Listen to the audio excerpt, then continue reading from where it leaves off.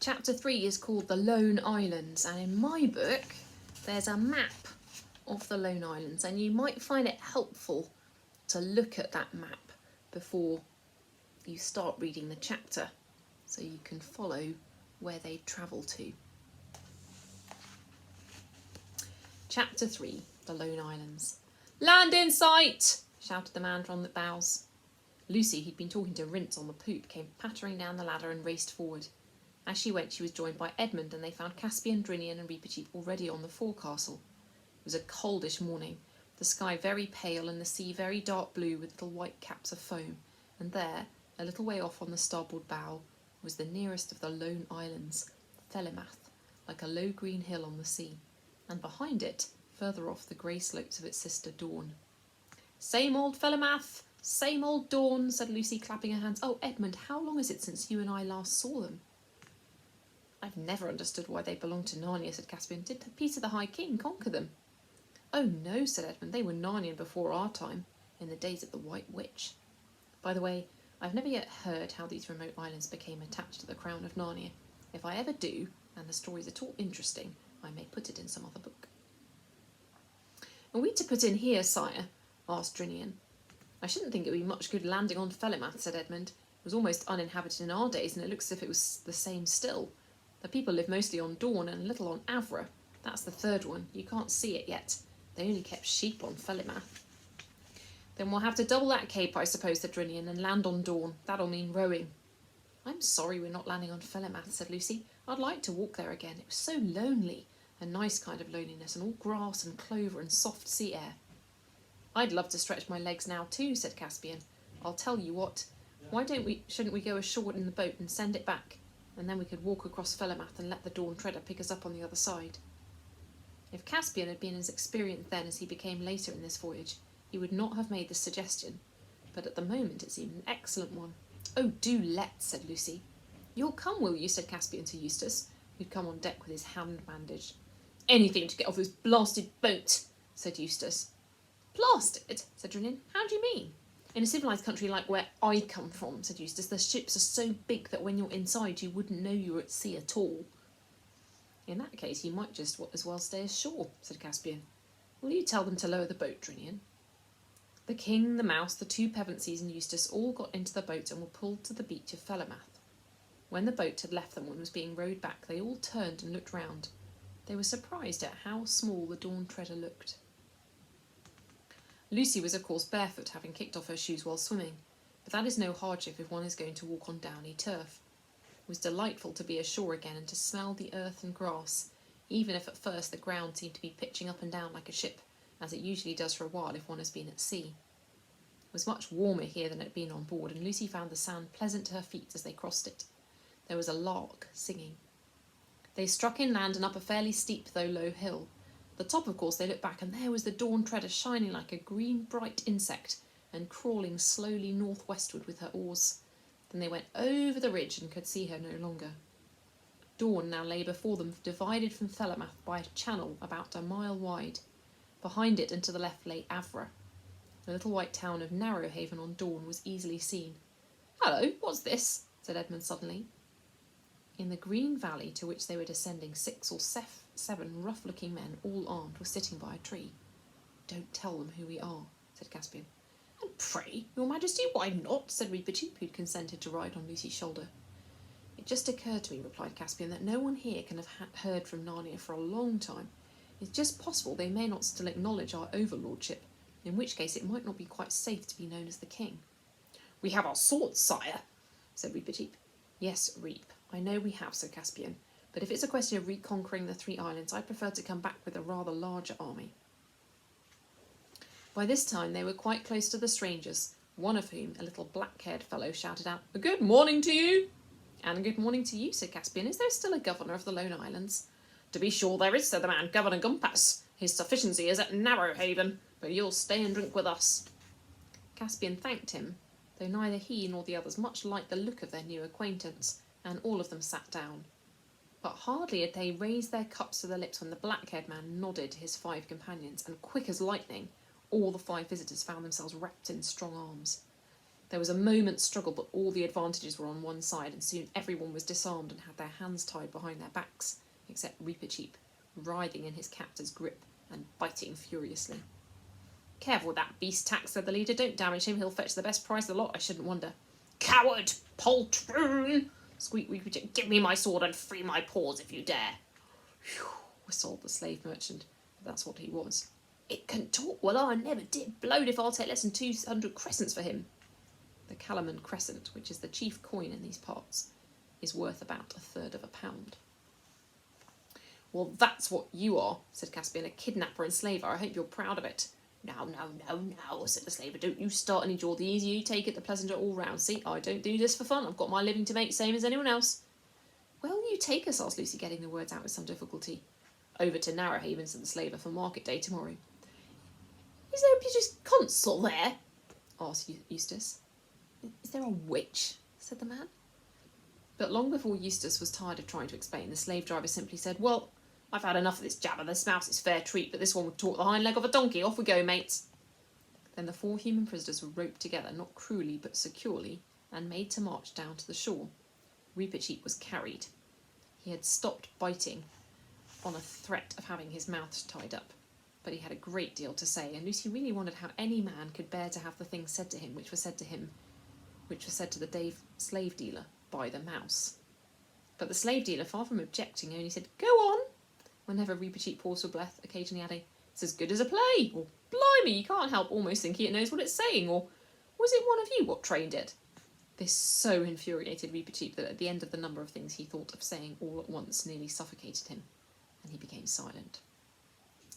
When they got down to the shore that looked towards dawn, they found a little village and a longboat on the beach, and lying a little further out, a dirty, bedraggled-looking ship.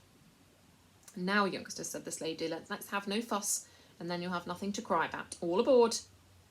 That moment, a fine-looking, bearded man came out of one of the houses, an inn, I think, and said, "Well, Pug, more of your usual wares?" The slaver, whose name seemed to be Pug, bowed very low and said in a wheedling kind of voice, "Yes, please, your lordship." "How much do you want for that boy?" asked the other, pointing at Caspian.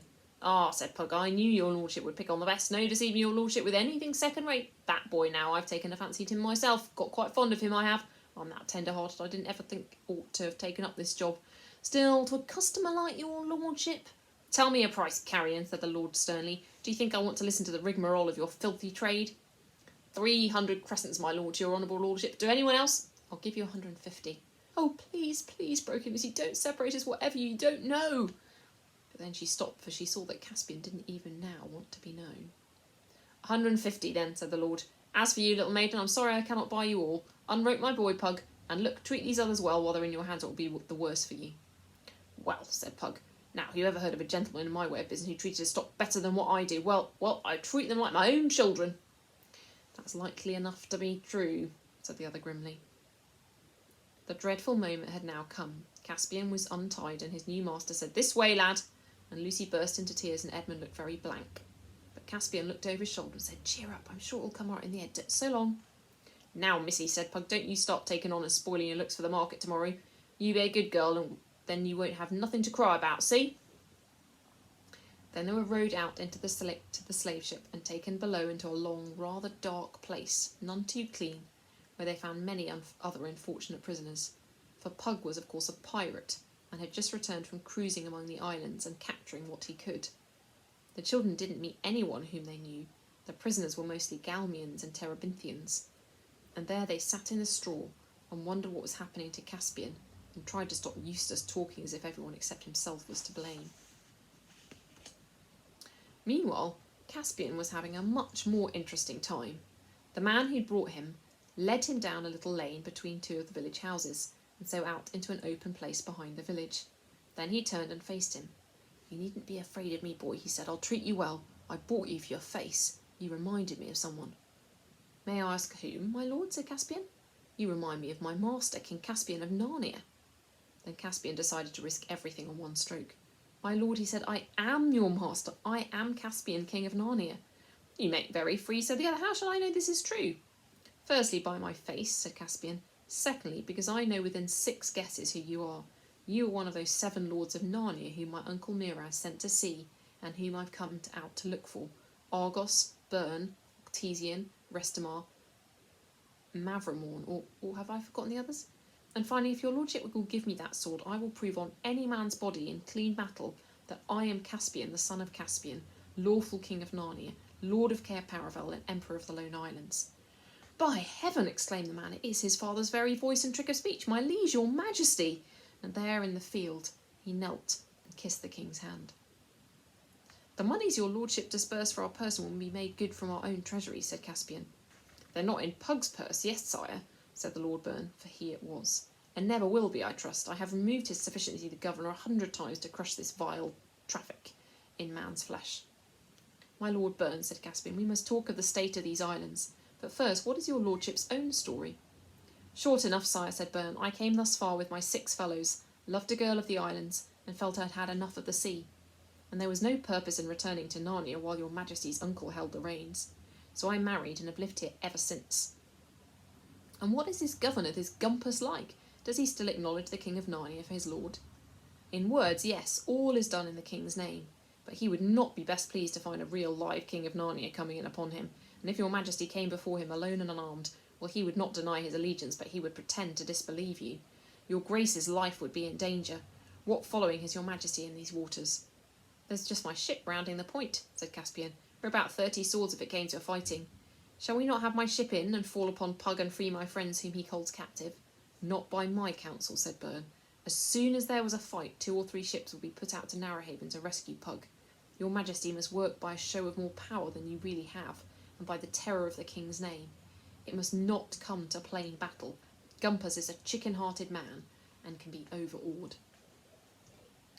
After a little more conversation, Caspian and Byrne walked down to the coast a little west of the village, and there Caspian winded his horn. This was not the great magic horn of Narnia, Queen Susan's horn. He'd left that at home for his regent Trumpkin to use if any great need fell upon the land in the king's absence. Drinian, who was on the lookout for a signal, recognised the royal horn at once, and the Dawntreader began standing in to shore. Then the boat put off again, and in a few moments Caspian and the Lord Byrne were on deck explaining the situation to Drinian. He, just like Caspian, wanted to lay the Dawntreader alongside the slave ship at once and board her, but Byrne made the same objection. Steer straight down this channel, Captain, said Byrne, and then round to Avra where my own estates are. But first run up the king's banner, hang out all the shields and send as many men to the fighting top as you can, and about 5 bowshots hence, when you get open sea on your port bow, run up a few signals. Signals to whom? Said Drinian.